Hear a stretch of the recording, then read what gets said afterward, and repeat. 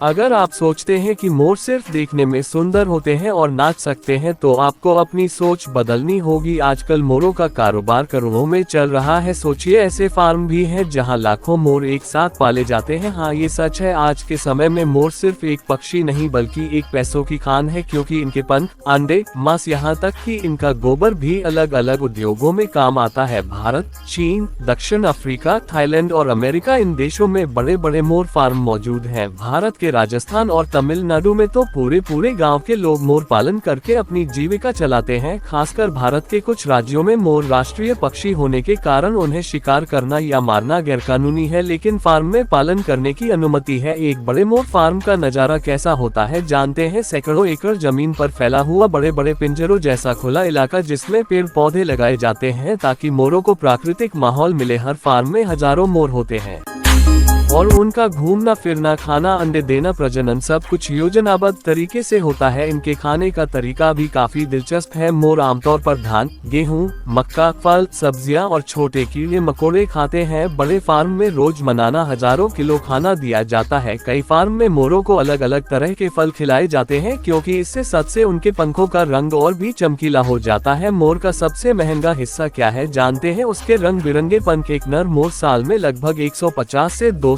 पंख गिराता है।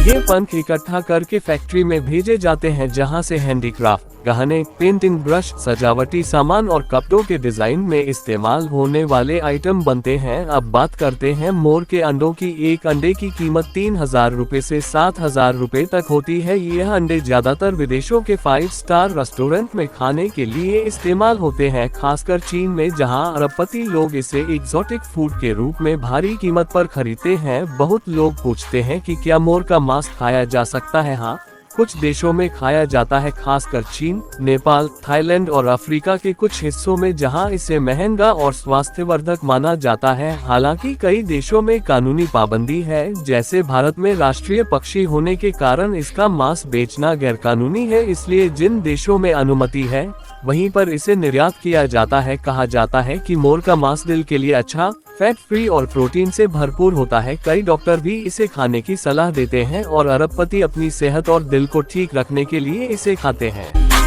समुद्र से लाखों स्क्विड पकड़ने की प्रक्रिया भी बहुत दिलचस्प है, क्योंकि स्क्विड बहुत चालाक और तेज गति वाले होते हैं। इन्हें पकड़ने के लिए खास तकनीक का इस्तेमाल किया जाता है। आमतौर पर स्क्विड समुद्र की गहराई में रहते हैं और रात की रोशनी देखकर ऊपर आ जाते हैं, इसलिए रात का समय इन्हें पकड़ने के लिए सबसे अच्छा माना जाता है। सबसे पहले मछुआरे अपने ट्रॉलर या नाव लेकर गहरे समुद्र में जाते हैं। ये ट्रॉलर आम नावों जैसे नहीं होते बल्कि बड़े और खास मशीनों से लैस होते हैं, जिससे वे ठीक उसी जगह पहुँच पाते हैं जहां स्क्विड होते हैं और रात में रोशनी जलाकर उन्हें अपनी ओर खींच लेते हैं। जब वे गहरे समुद्र में पहुंचते हैं तो ट्रोलर के नीचे खास तरह की रोशनी जलती है जो स्क्विड को आकर्षित करती है। तब मछुआरे खास हुक वाली रस्सी डालकर स्क्विड पकड़ते हैं।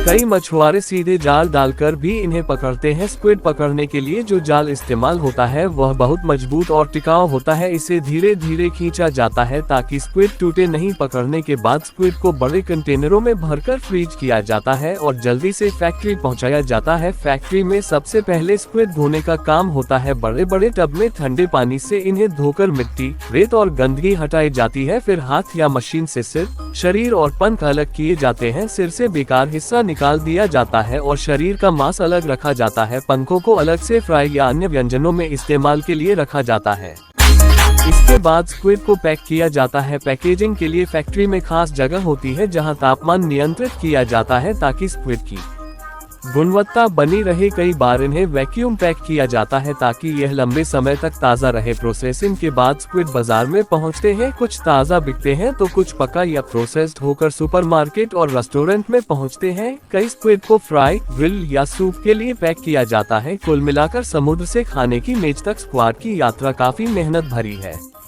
तो दोस्तों, आपको ये वीडियो कैसी लगी कमेंट करें और वीडियो को लाइक करके चैनल को भी सब्सक्राइब करें। तो चलिए मिलते हैं अगली वीडियो में, तब तक के लिए टाटा बाय बाय।